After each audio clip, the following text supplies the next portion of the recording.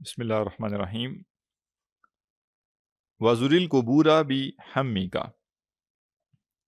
اور قبروں کی زیارت کرو اپنی فکر کے ساتھ۔ قبروں کی جو زیارت ہے یہ اسی لیے تلقین کی گئی ہے اس کی کہ انسان کو قبروں کی زیارت کر کے بہت سی نصیحت حاصل ہوتی ہے، عبرت حاصل ہوتی ہے۔ ایک حدیث میں ہے، عن ابی ذر رضی اللہ عنہ قال، حضرت ابو ذر سے روایت ہے، وہ فرماتے ہیں قال علی رسول اللہ صلی اللہ علیہ وسلم، اللہ کے رسول صلی اللہ علیہ وسلم نے مجھ سے فرمایا، زر القبور تذکر بها الآخرہ، قبروں کی زیارت کرو، اس سے جو ہے وہ آخرت کی یاد آتی ہے۔ وغسل الموتى، اور مردوں کو غسل دو، فإن معالجة جسد خاو موعظۃ بلیغہ، کہ جو ایک بے جان جسم ہے اس کے ساتھ جو معاملہ کرنا ہے وہ بڑا بلیغ واعظ ہے۔ یعنی سینکڑوں لیکچر سننے سے زیادہ کس چیز کا اثر ہے کہ ایک مردہ شخص کو جو ہے وہ غسل دیا جائے۔ کیوں؟ کیا اس میں بلیغ واعظ ہے؟ غسل دیتے ہوئے وہ کروٹ بھی نہیں بدل سکتا، یعنی وہی شخص جو بڑا ماہر آدمی ہوگا، بڑا ایکسپرٹ ہوگا، بڑا ذہین ہوگا، بڑا یعنی فزیکلی بھی بہت ایکٹیو آدمی ہوگا، لیکن جب اللہ کا اذن آیا تو اب اس کو غسل بھی کسی کو دینا پڑ رہا ہے، اور اس غسل دینے میں اس کو اس کی کروٹ بھی بدلنی ہے، تو تب بھی یعنی کسی کو اس کو آگے پیچھے کرنا ہے، تب جا کے غسل دیا جا سکے گا۔ تو انسان کو اندازہ ہوتا ہے کہ اصل میری اوقات یہ ہے، اور اس جگہ تک پہنچنے میں ایک لمحہ چاہیے، بس کوئی گارنٹی نہیں ہے۔ ٹھیک ہے، ہمیں یہ بات بہت زیادہ ہضم نہیں ہوتی، ہمیں لگتا یہی ہے کہ نہیں، ہم نے لمبی زندگی جینی ہے، لیکن جتنے فوت ہو جاتے ہیں ان میں سے کم ہی ایسے ہوتے ہیں جن کو یہ احساس ہو رہا ہوتا ہے کہ ہمارا وقت قریب آ گیا ہے۔ کئی ایسے ہی ہیں جو کہ یہ سوچ رہے ہوتے ہیں کہ بڑی لمبی زندگی جینی ہے، لیکن وہ وقت آ جاتا ہے۔ تو اس لیے آپ نے فرمایا کہ جو ایک بے جان جسم ہے اس کے ساتھ جو معاملہ کرنا ہے وہ ایک بڑا بلیغ واعظ ہے۔ وَصَلِّ عَلَى الْجَنَائِزِ لَعَلَّ ذَلِكَ يَحْزُنُكَ، اور جنازہ پڑھو شاید کہ اس سے تم غمگین ہو سکو، شاید کہ تم اس سے حزن حاصل کرو۔ فَإِنَّ الْحَزِينَ فِي ظِلِّ اللَّهِ يَوْمَ الْقِيَامَةِ، کہ جو یہ غمگین لوگ ہیں نا، یہ اللہ کے سائے میں ہوں گے قیامت کے دن، یعنی اللہ کے عرش کے سائے میں ہوں گے قیامت کے دن۔ تو گویا ایک معاملہ جو ہے مومن کا، اس کی شخصیت کا، وہ کیا ہے کہ اس کے اندر حزن کا ایک پہلو ہونا چاہیے، غم کا ایک پہلو ہونا چاہیے، اور وہ غم کیا ہے؟ وہ اصل میں آخرت کا غم ہے، وہ اپنے محاسبے کا غم ہے، وہ اللہ کے ہاں حاضری کا غم ہے۔ یہ غم کیا کرتا ہے اس کو؟ جیسے سمجھانے کے لیے، جیسے ایک بندہ جو ہے اس کے ذہن میں یہ بات راسخ ہو جاتی ہے کہ بھئی میں نے بچوں کی تعلیم پوری کروانی ہے، تو وہ آپ دیکھتے ہیں کہ جیسے اس کی زندگی پوری اس کے گرد گھومنا شروع ہو جاتی ہے، اس کی جاب، اس کی ساری زندگی کے معاملات اس کے گرد گھومنا شروع ہو جائیں گے کہ بھئی اب بچے جو ہیں اس ایج کو پہنچ رہے ہیں، اب کالج یا یونیورسٹی ہے اور ان کی اتنی فیسیں دینی ہے، ان کو جو ہے میں نے پڑھا لکھا کے اس مقام پہ پہنچانا ہے، لہٰذا اب ساری زندگی اس کی اس کے، اور ایک جیسے یہ فکر اس کے اندر جیسے پیوست ہو جائے گی۔ ایسے ہی جو مومن ہوتا ہے، اگرچہ مومن کا جو رویہ ہے وہ کیا ہونا چاہیے، جو کہ اسوہ ہمیں ملتا ہے اللہ کے نبی صلی اللہ علیہ وسلم کا، کہ آپ غمگین بھی ہوتے تھے اور آپ تبسم بھی فرماتے تھے، یعنی آپ کو دیکھ کر صحابہ یہ بھی سمجھتے تھے کہ آپ کسی فکر میں ہیں، کوئی پریشانی آپ کو ہے، اور وہ پریشانی کیا ہے؟ وہ انسانیت کی ہدایت کی پریشانی، کہ یہ لوگ جو ہیں یہ ہدایت قبول کر لیں، ورنہ جس انجام سے یہ دوچار ہوں گے۔ آپ ایک لمحے کے لیے سوچئے کہ آپ ہسپتال سے آئیں اور ایک شخص کو آپ نے، بلکہ ایک بچے کو آپ نے دیکھا ہو جو نشے کا عادی ہو گیا تھا، اور نشے کا عادی ہو کے کس بری طریقے سے اس کا انجام ہوا، اور وہ اس کے آخری سارے ایام آپ نے اس کو دیکھے ہوں، اور پھر آپ آئیں اور ایک شخص کو آپ دیکھیں کہ وہ نشہ کر رہا ہے، ایک بچہ ہے وہ نشہ کر رہا ہے، تو آپ کے اندر کیا کیفیت ہوگی؟ اور اگر وہ آپ کا قریبی بھی ہے تو آپ کو پتہ ہے کہ اگر یہ اس نے نہ چھوڑا اس کو، تو جو انجام میں دیکھ کے آ چکا ہوا ہوں نا، وہ انجام اس کا ہونا ہے۔ تو اللہ کے نبی صلی اللہ علیہ وسلم کے لیے تو جنت اور جہنم کا جو معاملہ ہے وہ تو نہیں ہے جو ہمارے لیے۔ تو جس درجے آپ نے جنت اور جہنم کی حقیقت دیکھی ہوئی ہے، سمجھی ہوئی ہے، آپ جب ایک شخص کو دیکھتے ہوں گے کہ ہدایت قبول نہیں کر رہا، تو اس نے کہاں جانا ہے، کس انجام سے دوچار ہونا ہے، تو کون سا غم ہوگا جو کہ آپ کے اوپر طاری ہوتا ہوگا۔ لیکن اس کے باوجود دین کی یہ تلقین بھی ہے کہ اپنے آپ کو غمگین کرنے کا مطلب یہ نہیں ہے کہ تم خلوت میں اور جلوت میں اس غم کو اپنے اوپر ہر وقت طاری کر کے چلو۔ غم کو سینے کے اندر دبایا جائے، اور جب انسان خلوت میں ہو تو اس کا پھر اس کو باہر لائے، پھر اللہ کے سامنے گڑ گڑائے، اللہ کے سامنے روئے۔ لیکن جب وہ جلوت میں ہو تو پھر وہ کیا کرے، اس غم کو جس حد تک وہ یعنی منیمائز کر سکتا ہے وہ کرے، اور وہ تبسم کی طرف آئے۔ تو اللہ کے نبی صلی اللہ علیہ وسلم کا عام معمول جو تھا وہ تبسم کا تھا۔ تبسم سے اوپر کا درجہ ہوتا ہے ضحیک۔ تبسم جو ہوتا ہے وہ بڑا ہلکی مسکراہٹ جس کو ہم کہتے ہیں وہ ہے۔ ضحیک ہوتا ہے ہنسنا، اور احادیث میں آتا ہے باقاعدہ کہ آپ کسی معاملے پر آپ سے ہنسیں اور آپ کے جیسے داڑیں مبارک جو ہیں وہ آپ کی وہ دکھائی دی، یعنی گویا کہ آپ پراپرلی ہنسیں۔ اس سے اوپر ایک درجہ ہوتا ہے جس کو ہم کہتے ہیں کہکہا لگانا یا کہکہا لگانا، تجوید کے ساتھ، اردو تجوید کے ساتھ۔ تو اللہ کے نبی صلی اللہ علیہ وسلم نے کبھی بھی زندگی میں کہکہا نہیں لگایا، یعنی آپ کسی معاملے پر بہت آپے سے باہر ہو کے جو ہنسنا ہے، یا آپ نے اس کو اختیار نہیں کیا۔ تو آپ نے تبسم فرمایا ہے اور آپ نے ضحیک کا معاملہ فرمایا ہے۔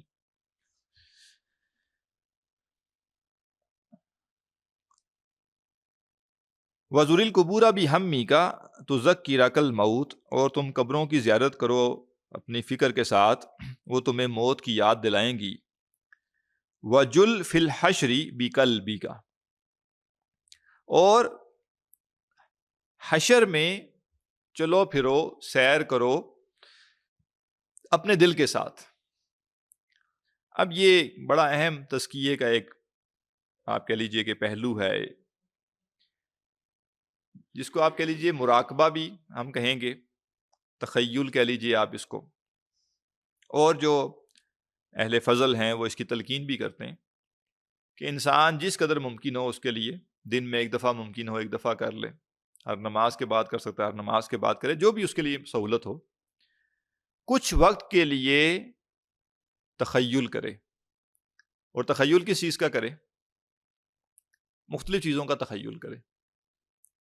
مثلا آپ کسی وقت بیٹھیں، تنہائی میں بیٹھ جائیں، اور آپ خیال میں چلے جائیں کہ آپ اللہ کے نبی صلی اللہ علیہ وسلم کے روضہ مبارک کے ساتھ بیٹھیں، اور وہاں بیٹھ کے آپ درود پڑھ رہے ہیں، اور 5 7 10 منٹ آپ پڑھیں درود۔ اس کی اپنی ایک تاثیر ہے۔ اسی طرح آپ کبھی تخیل کریں کہ مسجد نبوی میں اللہ کے نبی صلی اللہ علیہ وسلم صحابہ کے ساتھ موجود ہیں، اور آپ بیان فرما رہے ہیں، اور آپ بھی کہیں کسی کونے میں، وہ چلیں جوتیوں کے پاس کہیں پہ کوئی تھوڑی سی جگہ ہو، وہاں پہ جگہ ملی، آپ بھی بیٹھے ہوئے ہیں کسی کونے میں۔ تو کیونکہ اب جس دنیا میں ہم جی رہے ہیں نا، اس جو دنیا جو کچھ ہمیں دکھا رہی ہے وہ بالکل کچھ اور ہے نا، ہمیں کچھ تصور اب جیسے باندھنے پڑیں گے۔ اسی طرح اور بہت کچھ ہے جس کا تصور آپ کر سکتے ہیں۔ تو اس میں سے ایک یہ بھی ہے کہ آپ تصور کیجئے کہ آپ جنت میں ہیں، اور جو آپ کو سمجھ بوجھ ہے جنت کی اس کو سامنے رکھ کے، اور آپ جنت میں کیا کر رہے ہیں، ٹھیک ہے نا، آپ کی جنت میں کیا معمولات ہیں۔ یہ بڑی اہم چیزیں ہیں۔ کیوں اہم چیزیں ہیں؟ کیونکہ اصل میں یہ حقائق تھے زندگی کے، جن کو ہم نے حقائق سے نکال کے جو ہے نا ایک وہم بنا دیا صرف، اور ایک سائیڈ لائن کی چیز بنا دی ہے۔ تو اس کو واپس زندگی میں زیادہ اہمیت دینے کا ایک طریقہ یہ بھی ہوتا ہے کہ آپ ان چیزوں کا تخیل قائم کریں۔ تخیل قائم کرنے کا ظاہر مطلب یہ ہے کہ آپ صرف اس کا احساس بڑھانا چاہتے ہیں۔ تو اسی طرح یہاں فرماتے ہیں کہ حشر میں چلو پھرو، یا حشر میں موجود اپنے دل سے اپنے آپ کو حشر میں موجود پاؤ۔ تو ایک لمحے کے لیے جو ہے نا وہ انسان سوچے کہ بھئی حشر کا میدان ہے، کل انسانیت کھڑی ہے، میں کہاں ہوں گا، میرے دائیں بائیں کون ہوگا، میں اس وقت کیا سوچ رہا ہوں گا، اس وقت میں پیچھے مڑ کے دنیا کے بارے میں یا اس حشر کے میدان میں میرے ساتھ کیا ہونا ہے، میں کیا دیکھ رہا ہوں گا، کیا چاہ رہا ہوں گا۔ تو جب انسان یہ سوچے گا، ظاہر ہے پھر اس کا اثر کیا ہوتا ہے انسان کے اوپر کہ بھئی اس حشر کے میدان میں اپنی پوزیشن طے کرنے کا آج موقع ہے میرے پاس، تو وہ موقع میں آج اویل کروں، بجائے اس کے کہ میں یہ موقع گزار دوں اور پھر میں وہاں جا کے بس ایک خواہش ہی کروں کہ کاش مجھے اصحاب الیمین میں کھڑا کیا جاتا، اصحاب الشمال میں نہ کھڑا کیا جاتا۔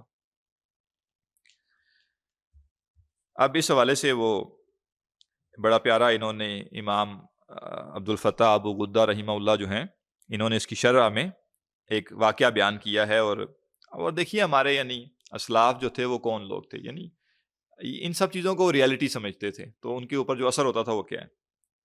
میں پڑھ دیتا ہوں، کہتے ہیں جاء فی سیرت تابی الجلیل الربیع ابن خثیم، جلیل القدر تابی ہیں ربیع بن خثیم، تلمیذ الصحابی الجلیل عبداللہ ابن مسعود رضی اللہ عنہ، اور یہ شاگرد تھے حضرت عبداللہ بن مسعود رضی اللہ عنہ کے، انہو کانا اذا دخل علی عبداللہ بن مسعود یقول لہ، کہ جب یہ حضرت عبداللہ بن مسعود رضی اللہ عنہ کے پاس آتے تو وہ ان سے کہتے واللہ، اللہ کی قسم، لو رآک رسول اللہ صلی اللہ علیہ وسلم لأحبک، اگر اللہ کے رسول صلی اللہ علیہ وسلم نے تمہیں دیکھا ہوتا تو وہ تم سے محبت کرتے ہوتے، یعنی تم ایسے آدمی ہو کہ اگر اللہ کے رسول نے تمہیں دیکھا ہوتا تو تم سے محبت کرتے ہوتے۔ وما رأیتک الا ذکرت المخبتین، اور میں جب بھی تمہیں دیکھتا ہوں تو مجھے مخبتین یاد آ جاتے ہیں، اور مخبتین کیا ہیں کہ اللہ تعالیٰ نے فرمایا نا کہ وبشر المخبتین، مخبتین کو خوشخبری دے دو، یعنی جو خاشعین ہیں، جو خشوع کرنے والے ہیں ان کو خوشخبری دے دو۔ تو کیا کہتے ہیں کہ بھئی جب بھی میں تمہیں دیکھتا ہوں نا تو مجھے یہ مخبتین، جن کو اللہ تعالیٰ نے مخبتین کہا ہے، خاشعین، خشوع والے، مجھے وہ یاد آ جاتے ہیں۔ تو قال الحافظ الذهبی فی تذہیب التہذیب وغیرہ من المحدثین والمؤرخین فی ترجمتہ، تو مختلف محدثین نے اور مؤرخین نے ان کے بارے میں جو ربیع بن خثیم تھے ایک واقعہ بیان کیا، وہ کہتے ہیں ان طلق الربیع ابن خثیم و عبداللہ ابن مسعود الی شاطئ الفرات، کہ حضرت عبداللہ بن مسعود انہ اور ربیع بن خثیم جو ان کے شاگرد تھے وہ فرات کے کنارے گئے، فمر بتلک الحدادین، تو وہاں وہ بھٹیاں لگی ہوئی تھی اور جو لوہار تھے وہ کام کر رہے تھے، تو یہ ان کے پاس سے گزرے۔ فلما رأى الربیع تلک النیران، تو یہ جو ربیع تھے جب انہوں نے وہ بھٹیوں میں آگ دیکھی، جو لوہار ان کی بھٹیوں میں جو آگ تھی وہ دیکھی، نیرانن حدادین و شہیقہا و زفیرہا، اور جو بھٹیوں والے تھے، اور جو بھٹیوں کی آگ تھی اس میں ظاہر ہے وہ اس کے شعلے بھی تھے، اور اس کا جو ہے نا وہ زفیر سے مراد یہ کہ جیسے وہ گرم ایک لو نکل رہی ہوتی ہے نا، اس میں سے چنگاریاں بھی نکل رہی ہیں اور گرم لو بھی نکل رہی ہے۔ قرأ قولہ تعالی، تو جب انہوں نے یہ منظر دیکھا، ربیع بن خثیم جو ہیں، تو انہوں نے اللہ سبحانہ وتعالیٰ کا یہ قول، یعنی ایک آیت جو ہے وہ پڑھی، اعوذ باللہ من الشیطان الرجیم، اذا رأتہم من مکان بعید، جب تم دیکھو گے اسے دور کی جگہ سے، یعنی جہنم کو، سمیعوا لہا تغیظا و زفیرا، تو تم سنو گے اس کا تغیظ، غیظ و غضب، اور اس کی جو لو ہوگی وہ خر مغشیا علیہ، وہ بھٹیوں کی آگ دیکھی اور اس کا وہ جو ہے وہ چنگاریاں اور وہ لو، اور ساتھ ہی آیت پڑھی جہنم کے بارے میں، اور بے ہوش ہو گئے۔ وحانت صلاۃ الظہر، ظہر کا نماز کا وقت آ گیا، فناداہ عبداللہ بن مسعود، حضرت عبداللہ بن مسعود نے ان کو جگانے کی کوشش کی، یا ربی، اے ربی، فلم یجبہ، وہ بے ہوشی سے واپس نہیں آئے۔ فذهب عبداللہ فصلی بالناس الظہر، حضرت عبداللہ چلے گئے اور انہوں نے ظہر کی نماز لوگوں کے ساتھ پڑھی، واپس آ گئے۔ ثم رجع الیہ فناداہ وقال یا ربی فلم یجب، پھر ان کو جگانے کی کوشش کی، اس ہوش سے واپس ہوش میں لانے کی کوشش کی، وہ نہیں ہوئے۔ فانطلق عبداللہ فصلی بالناس بالعصر، پھر وہ گئے عصر کی نماز پڑھ کے آئے۔ ثم رجع الیہ فقال یا ربی فلم یجب، پھر واپس آئے، ہلا رہے ہیں، وہ نہیں ہوش میں آئے۔ ثم انطلق عبداللہ فصلی بالناس المغرب، پھر حضرت عبداللہ بن مسعود گئے اور مغرب کی نماز پڑھی لوگوں کے ساتھ۔ ثم رجع فقال، پھر واپس آئے، پھر یا ربی ان کو وہ جو ہے ہوش میں لا رہے ہیں، فلم یجبہ، تو نہیں ہوئے۔ فما صحا من غشیتہ حتی ضربہ برد السحر، وہ غشی سے یعنی بے ہوشی سے واپس ہوش میں نہیں آئے مگر صبح سحری کے وقت، سحری کی جو ٹھنڈک ہے گویا اس وقت وہ، یعنی آپ سوچئے کہ صبح ہو گیا 10 11 12 بجے آج کے حساب سے، وہ بے ہوش ہوئے ہیں اس کیفیت پہ، اور اگلے دن صبح کو 3 ساڑھے 3 بجے ان کو واپس ہوش آیا ہے۔ اتنی دیر وہ بے ہوش رہے، کیوں؟ کیونکہ دنیا میں لوہاروں کی بھٹیوں کی آگ دیکھ کر ان کو جہنم کی آگ کی یاد آ گئی۔ تو یہ یعنی جو ہے نا کہ اپنے آپ کو وہاں تصور کرو. تو انہوں نے جب تصور کیا ہوگا کہ یہ اگر آگ ایسی ہے تو جہنم کی جو آگ ہے وہ کیسی ہوگی, تو وہ اس کو ضبط نہیں کر سکے اور وہ بے ہوش ہو گئے. وقال ابو ذر رضی اللہ عنہ, حضرت ابو ذر رضی اللہ عنہ فرماتے ہیں اعمل کأنک ترا, ایسے عمل کرو گویا کہ تم اللہ سبحانہ تعالیٰ کو دیکھ رہے ہو. اور ظاہر ہے اس میں مقصود اللہ سبحانہ تعالیٰ کا کوئی تصویر بنانا نہیں, بلکہ اس کا اصل مطلب کیا ہے, مطلب حدیث میں آیا نا کہ ان تعبد اللہ کأنک تراہ, کہ تم اللہ کی ایسے بندگی کرو گویا کہ تم اسے دیکھ رہے ہو. فإن لم تکن تراہ فإنہ یراک, اگر تم یہ کیفیت نہیں پیدا کر سکتے تو پھر یہ کیفیت تو پیدا کرو گے, وہ تمہیں دیکھ رہے ہیں. تو اصل میں بتایا یہ گیا کہ بہترین عمل کا درجہ کیا ہے, کہ انسان ایسے عمل کرے گویا انسان اللہ کو دیکھ رہا ہے. یعنی اگر انسان ایسے عبادت کر رہا ہو کہ اللہ سبحانہ تعالیٰ کو وہ دیکھ سکتا ہو, تو عبادت کی کیا کیفیت ہوگی. اس کو سمجھنے کے لیے صرف کہ ظاہرہ کوئی نسبت تناسب تو نہیں ہے کہ ہم کسی جگہ نماز پڑھیں اور ہمارے سامنے ایک بڑے عالم موجود ہوں, ہمارے کوئی استاذ موجود ہوں, تو محض ان کی موجودگی میں انسان کو جو ہے بڑا وہ اندر سے موٹیویشن آتی ہے کہ میں تھوڑی لمبی نماز پڑھوں اور بڑی خشوع و خضوع کے ساتھ پڑھوں. اگر کوئی شخص اللہ سبحانہ تعالیٰ کو دیکھ رہا ہو تو اس وقت جو وہ عبادت کرے گا, اگر وہ اللہ کو دیکھ رہا ہو تب تو وہ ویسے ہی کرے گا, تب تو اس معیار سے نیچے تو وہ آئے گا ہی نہیں. لیکن اصل کمال کیا ہے, اصل احسان کیا ہے, کہ اللہ کو دیکھے بغیر عبادت کا وہ درجہ حاصل کرو جیسا تم اللہ کو دیکھ کے کر سکتے تھے. یہ کمال ہے. مثلا میں پیپر کر رہا ہوں, تو اگر جو ایگزامینر ہے وہ میرے سر پہ کھڑا ہو تو پھر تو میرا کوئی کمال نہیں ہے کہ میں کہوں دیکھیں جی میں بہت نیک آدمی ہوں, میں نے کوئی نقل نہیں کی اور میں نے بہترین طریقے سے پیپر کیا ہے. اصل میں تو میری تعریف تب ہونی چاہیے جب میں کہوں, جب کہا جائے کہ بھئی پورے کمرے میں کوئی نہیں ہے, آپ کو چھوڑ دیا گیا, کتابیں بھی پڑھی ہوئی تھی, اور آپ کو یہ بھی تسلی دے دی گئی تھی کہ ایگزامینر جناب چلا گیا ہے, کچہری چوک سے اس نے پار جانا ہے پھر واپس بھی آنا ہے. ٹھیک ہے, کچہری چوک والا لطیفہ تو یہاں کے لوگوں کو سمجھ آئے گا. ٹھیک ہے نا. تو آج کل جو بندہ کچہری چوک سے پار چلا جائے اور واپس آئے تو 2 گھنٹے تو گزر جاتے ہیں. ٹھیک ہے, تو یہ بھی تسلی ہو اگر, اور اس کا جی پی ایس بھی میرے پاس آ رہا ہو, پھر بھی میں بیٹھ کے ویسے ہی پیپر کروں گویا کہ وہ میرے سر پہ کھڑا ہوا ہے, یہ ہے احسان. اسی طرح اللہ سبحانہ تعالیٰ کی ایسے بندگی کرنا گویا کہ تم اسے دیکھ رہے ہو, اللہ سبحانہ تعالیٰ کو دیکھ رہے ہو, یہ ہے بندگی کا اعلیٰ ترین درجہ. اور کہا کہ اگر کوئی اس مقام تک نہ پہنچ سکے تو پھر کیا کرے, کم از کم یہ تو خیال رکھے کہ اللہ اسے دیکھ رہا ہے. مقصود یہ نہیں ہے کہ اللہ سبحانہ تعالیٰ کی کوئی شبیہ قائم کی جائے, کیونکہ وہ پاسبل نہیں. انسان کے ذہن میں جو تصویر سما سکتی ہے یہ کنفرم ہے کہ وہ اللہ سبحانہ تعالیٰ نہیں ہے, تو لہٰذا کوئی تصویر قائم کرنے کا کوئی مقصد ہی نہیں. وَعُدَّ نَفْسَكَ فِي الْمَوْتَى, سبحان اللہ, کہہ رہے ہیں اپنے آپ کو مردوں میں شمار کرو, اپنے آپ کو مردوں میں شمار کرو. کیا مطلب ہے اس کا, کہ انسان تھوڑا سا ذرا سوچے نا, ایک لمحے انسان اپنے بارے میں سوچے کہ میں مردہ ہو گیا ہوں, کیا ہوگا, کیا خیال آئیں گے اس کو, او ہو یہ کرنا چاہیے تھا, وہ کرنا چاہیے تھا, تو بھئی موقع ہے کر لو. یعنی ہم چونکہ مانتے ہی نہیں ہے نا کہ ہم مر سکتے ہیں, ایک لمحے انسان سوچ لے کہ میں اس وقت مر جاؤں اگر, اور مرنے کے بعد مجھے چوائس دی جائے کہ بھئی تم کیا چاہتے ہو دنیا میں, اگر تمہیں واپس بھیجا جائے تو تم کیا کرو گے, تو اس کا مطلب ہے ہمیں واپس بھیج دیا گیا, ہم ابھی دنیا میں موجود ہیں. تو وہ کہہ رہے ہیں کہ اپنے آپ کو گویا مردوں میں شمار کرو. وَعْلَمْ أَنَّ الشَّرَّ لَا يُنْسَى وَالْخَيْرَ لَا يَفْنَى, بہت خوبصورت بات. وہ کہہ رہے ہیں کہ جان لو کہ جو شر ہے نا اسے بلایا نہیں جاتا, اور جو خیر ہے وہ فنا نہیں ہوتی. اس کا مطلب کیا ہے, ایک تو اس کا مطلب یہ ہے کہ انسان جب کوئی شر کرتا ہے تو اللہ کے ہاں تو وہ لکھ لی گئی, تو انسان یہ نہ سمجھے کہ بس رات گئی بات گئی, نہیں نہیں, جو جرم کرو گے جو گناہ کرو گے وہ درج ہو گیا کہیں.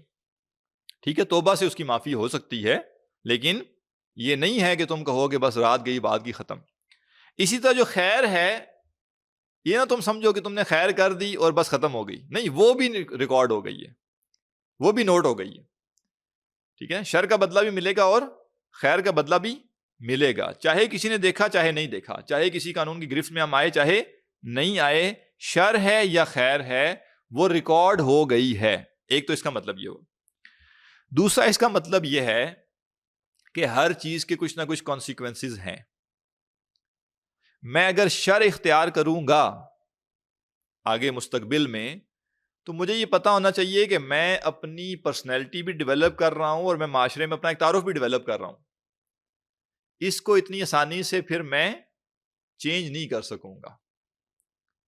اگر میں آج اپنے طاقت کے بلبوتے پہ، اپنے پیسے کے بلبوتے پہ، اپنی صحت کے بلبوتے پہ گالم گلوچ کرتا ہوں لوگوں سے، لوگوں کو حقارت سے ڈیل کرتا ہوں، تو مجھے یہ یاد رکھنا چاہیے کہ میرا یہ جو تعارف ہے یہ لوگوں کے دلوں میں بھی ثبت ہو رہا ہے. اور کل کو میں چاہوں کہ اب میں شریف آدمی ہو گیا ہوں، اب میں نیک آدمی ہو گیا ہوں، تو پھر اتنی آسانی سے میرا تعارف تبدیل نہیں ہوگا. لہٰذا مجھے کیا کرنا ہے؟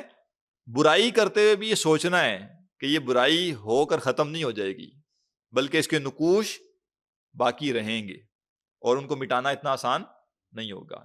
اسی طرح میں نے کوئی خیر کر دی تو وہ بھی کہیں زیرو نہیں ہو گئی، اس کے بھی اثرات کچھ نہ کچھ باقی رہیں گے اور وہ دنیا میں بھی اس کے کچھ نہ کچھ کانسیکوینسز ہوں گے. لہٰذا مجھے بڑے محتاط طریقے سے مجھے اس دنیا میں شر اور خیر کے معاملات دیکھنے ہیں کہ میں شر سے بچوں اور خیر کروں. خیر کر دوں، اس کا مجھے کوئی فائدہ ہوا نہیں ہوا، اس سے مجھے کوئی غرض نہیں. اصل میں تو مجھے خیر کا بدلہ آخرت میں ملے گا. لیکن اللہ سبحانہ وتعالیٰ دنیا میں بھی کہیں نہ کہیں انسان کو کچھ چکھا دیتا ہے.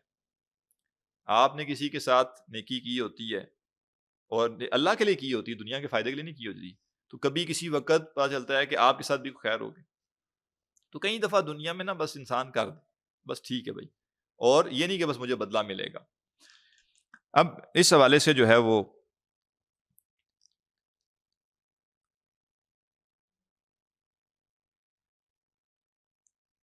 ایک عرب میں ایک بہت بڑے حکیم آدمی تھے، ان کا نام تھا اقسم بن سیفی التمیمی. تو ان کے بارے میں آتا ہے کہ قال حکیم العرب اقسم بن سیفی التمیمی الذی سافر فی مئۃ من قومہ الی النبی صلی اللہ علیہ وسلم فی المدینہ. یہ 100 لوگوں کے ساتھ اپنے قبیلے کے انہوں نے سفر کیا مدینے کا اللہ کے نبی صلی اللہ علیہ وسلم سے ملنے کے لیے. یریدون الاسلام، جو اسلام قبول کرنا چاہتے تھے. فمات ہوا فی الطریق بعد ان اسلم، یہ مسلمان ہو چکے تھے، اپنے ساتھ 100 لوگوں کو لے کر آ رہے تھے اور رستے میں ہی ان کی وفات ہو گئی، یعنی مدینہ پہنچنے سے پہلے ان کی وفات ہو گئی. وبلغ اصحابہ المدینہ، اور جو ان کے باقی ساتھی تھے وہ مدینہ پہنچ گئے، فاصلہ میں انہوں نے اسلام قبول کیا. اب جب یہ رستے میں ان کی وفات کا وقت قریب آیا تو انہوں نے نا ان کو کچھ نصیحت کی جو ان کے ساتھی تھے. تو اس میں انہوں نے کیا کہا ان کو؟ قال رضی اللہ عنہ، اب ظاہر ہے یہ یعنی اگر اللہ کے نبی صلی اللہ علیہ وسلم سے ملے ہوئے تھے تو صحابی ہوئے پھر. تو انہوں نے ان کو کہا کہ انما انتم اخبار، جان لو کہ تم نا خبریں ہو. فطیبوا اخبارکم، بس اپنی خبروں کو پاکیزہ کرو. کیا مطلب؟ یعنی انسان کچھ وقت کے بعد کیا ہو جاتا ہے؟ خبریں رہ جاتا ہے نا. یعنی ہم سب اس وقت اس کمرے میں موجود ہیں، لیکن شاید آج کے دن کہیں نہ کہیں ہمارا کوئی ذکر کیا گیا ہو کہیں، تو جہاں کیا گیا ہوگا وہ کیا ہے؟ خبر ہے. گویا کہ ہماری اصل کیا ہے؟ خبریں. اور ہماری دنیا سے جانے کے بعد کیا ہوگا؟ پھر خبریں رہ جائیں گی. تو وہ جو خبریں ہیں وہ ہمارے پاس آپشن ہے کہ ہم اس کو اچھی رکھیں یا بری. یہ بھی ممکن ہے کہ کہیں بیٹھے ہوئے لوگ کہیں کہ یار وہ بڑی مشکل وقت میں اس بندے نے میرا بڑا ساتھ دیا تھا. کوئی شخص یہ کہے کہ بھئی میں بڑی مشکل میں تھا تو اس کے پاس مجھے سپورٹ کرنے کے لیے اور تو کچھ نہیں تھا، لیکن اس نے تسلی بڑی دی تھی مجھے، جو ہے نا بڑا اس نے میرے ساتھ بیٹھا تھا. تو ایک یہ ہے. اور ایک یہ ہے کہ یار وہ بس وہ فلاں جگہ میں گیا نا تو ادھر وہ بھی تھا تو میں بس جلدی نکل آیا. میں نے کہا اس سے آمنا سامنا نہ ہو جائے. اس سے دونوں طرح کی خبریں ہیں نا. تو یہ کیا ہے؟ یہ انسان کے پاس اس کا اختیار ہے کہ وہ اپنی خبروں کو اچھا بنائے یا وہ برا بنائے. اسی طرح جو ہے ایک شاعر ہیں امام ابن درید، ان کا ایک شعر ہے، وہ کہتے ہیں وَإِنَّمَا الْمَرْءُ حَدِيثٌ بَعْدَ، بندہ جو ہے نا وہ بعد میں بات رہ جاتا ہے ایک. فَكُنْ حَدِيثًا حَسَنًا لِمَنْ وَعَى، تو تم اس طرح کرو کہ اچھی بات بنو اس کے لیے جس نے محفوظ رکھنی ہے. یعنی بس کچھ عرصے کے بعد تم بات رہ جاؤ گے، یعنی تم ایک بات ہوگے، تمہارا یہ وجود تو قبر میں جا چکا ہوگا نا. تو بس کوشش کرو کہ اچھی بات بنو، تاکہ جب بھی کوئی بندہ تمہارے بارے میں کوئی بات کرے اور تم ایک بات ہی ہو نا تو وہ اچھی ہو بجائے اس کے کہ وہ بری ہو.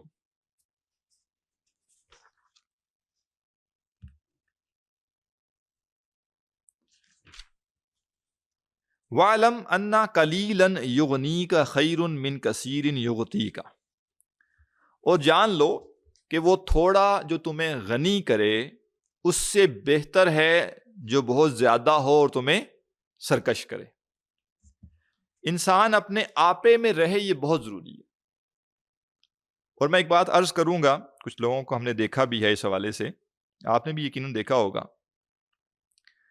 خاص طور پہ مال کے معاملے میں کسی ایسے آپشن کو اختیار کرنا جو آپشن آپ کو بہت تیزی سے امیر کر دے، مالدار کر دے، کوشش کریں اسے بچیں، چاہے کتنا ہی حلال اور طیب بھی کیوں نہ ہو. پہلی بات تو ویسے ہی دنیا میں جو 99% فراڈ ہے وہ کس چیز پر ہے؟ لالچ پہ. جتنے لوگوں کو دھوکہ دیا جاتا ہے وہ کس چیز پہ دیا جاتا ہے؟ لالچ پہ. بس یہ کر لیں، ڈبل شاہ والی گیم جو ہوتی ہے. ہمارے اندر یہ ارج ہی نہیں ہونی چاہیے کہ میں نے 6 مہینے سال میں زمین سے آسمان میں پہنچ جانا ہے. تو مجھے کوئی کتنی بھی بڑی قسمیں کھا لے، مجھے جسے کہتے ہیں ہر طرح سے ثابت کر دے کہ یہ تم ایک فلاں سٹیپ لے لو تو تم سال میں ادھر سے آسمان پہ پہنچ جاؤ گے، اور مجھے 200% کنفرم نظر آ رہا ہو کہ یہ جو بات کہہ رہا ہے یہ ایسے ہی ہے، بالکل ایسے ہی ہے. میرے اندر جو چیز ہونی چاہیے وہ کیا ہے؟ بھائی مجھے نہیں امیر ہونا اس طرح، ٹھیک ہے نا؟ کیا مطلب ہے؟ مثلا ایک بندہ کہتا ہے بھائی آپ جو ہے نا یہ 10 لاکھ روپے جو ہے نا 6 مہینے بعد آپ کے 20 ہو جائیں گے.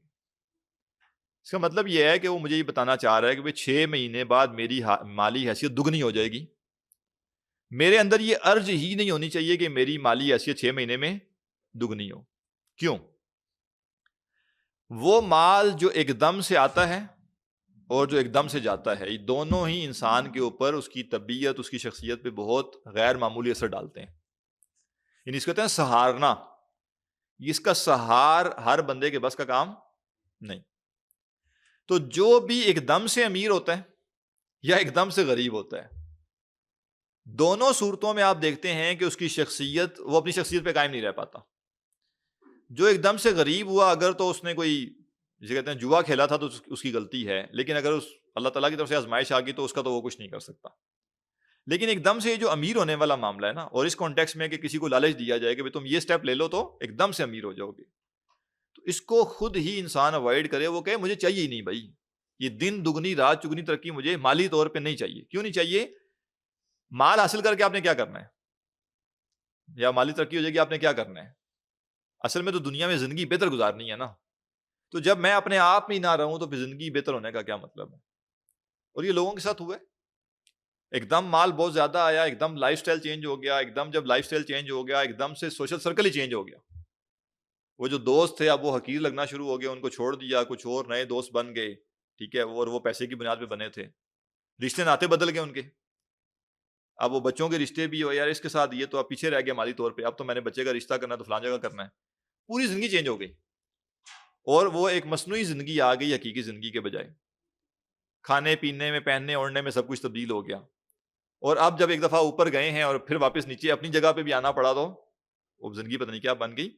واللہ عالم. مجھے یہ بات سمجھ آتی ہے کہ انسان ٹھیک ہے آپ کے پاس مال آگے آ جائے، ایک حد تک اپنے اوپر استعمال کریں اور اپنے لائف سٹائل کو ایک طریقے سے مینٹین کریں اور اللہ کی راہ میں خرچ کریں، دوسرے انسانوں کے لیے خرچ کریں.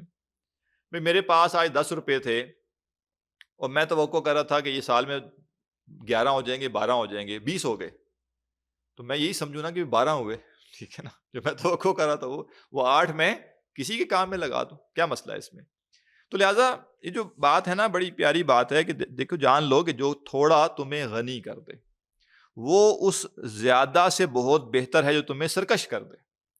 تو اگر مال بہت زیادہ آ جائے اور وہ مجھے سرکش کر دے تو اصل میں تو میں ناکام ہو گیا نا. تو مال کی کمی یا زیادتی مقصود نہیں ہے، مقصود انسان کا بطور زندگی کامیاب ہونا ہے، اور وہ کامیاب ہونے کے لیے ضروری ہے کہ انسان آپے میں رہے.